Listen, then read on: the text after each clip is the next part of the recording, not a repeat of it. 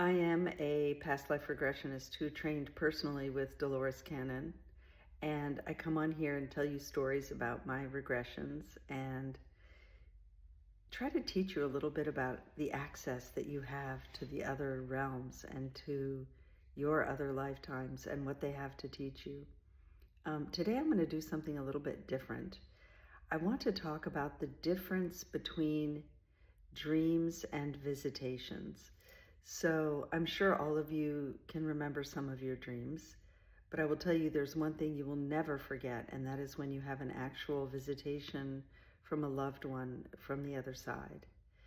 So the best way I can describe it is that a dream feels like a dream. You can tell that you are a player in the dream and kind of the constructor of the dream. And sometimes it doesn't make any sense, or silly things happen. You're working out something in your mind. Various players come in, and a visitation feels very different. So a visitation usually happens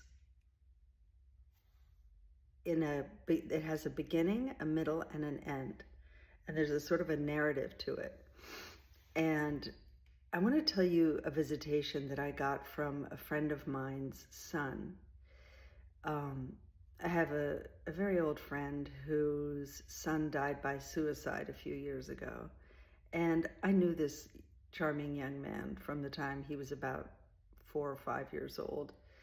And he was neurodivergent. He had a sister, two wonderful, loving, very, very brilliant parents. And, they discovered his neurodivergence probably when he was 6 or 7. And I have never seen two parents jump on the bandwagon to try to help him and expand his mind and help him be really the best version of himself that he could be. And they did a wonderful job. And this young man had a heart as big as a lion's. And, everywhere he went, people loved him. And so I kind of knew he was always going to be okay.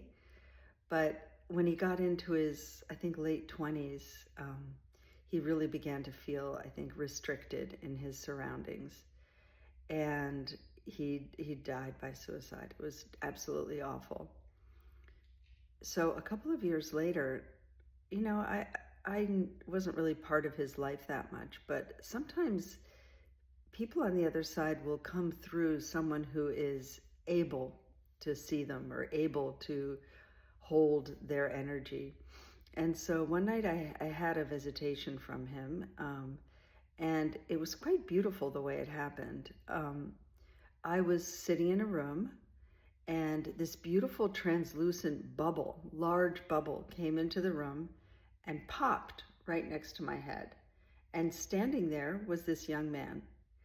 And he looked a little bit different. His hair was cut straight across his forehead, and he had on a monk's robe, which to me, he looked immediately like a Franciscan monk. And he looked a little bit older, and he was so pleased with himself to have arrived and for me to have seen him. He said, "Hello." And I said, "Oh, hey, how are you doing?" And he was like, "Good." And he said, "I wanted to tell you something." And I said, "Okay." And he said, "I came into this world, I did the job I came to do, and then I left." Very simple. And I immediately knew what he meant because, he was such a teacher. He taught his family so much and the people around him so much through his neurodivergence.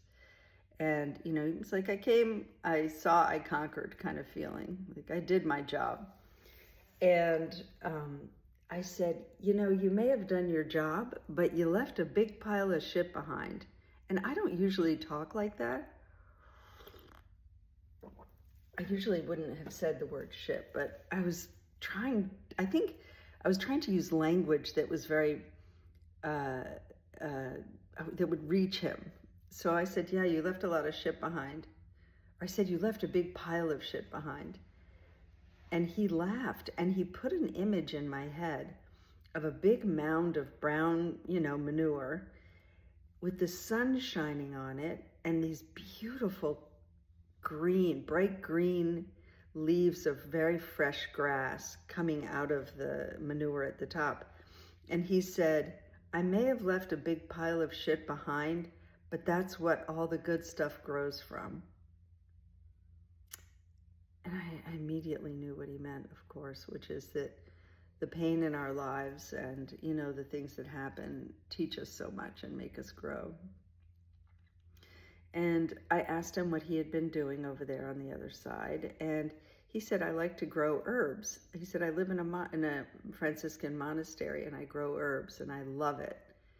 And I could tell he wanted to leave. He'd kind of had enough.